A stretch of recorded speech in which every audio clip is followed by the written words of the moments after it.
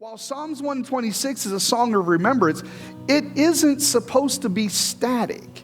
It should help the people look forward. And the idea is that looking back is where God has been faithful, kindles the hope that God will be faithful again in the future. And church, that's what Advent season is, this season of remembering forward.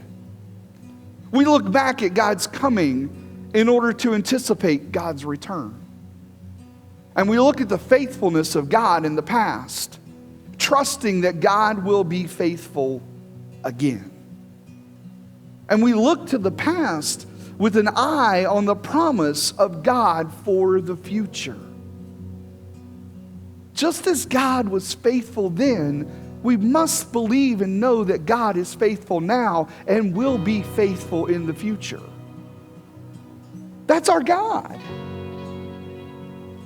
And so we look back in God's coming in order to anticipate God's return. We look at the faithfulness of God in the past, trusting that God will be faithful again. So there is joy, church, in remembering forward because of the great things God has done for us before, the great things we know God is going to do now, and the great things we know God is going to do in the future.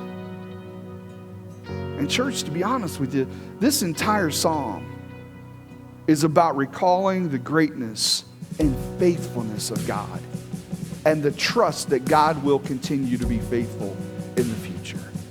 My question to you this morning is, do you believe? Do you believe that?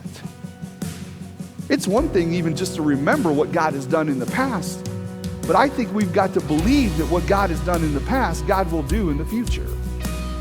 Just as He brought me up out of the miry clay, He's not going to let me get back down in there. He's going to bring me back up out of it again.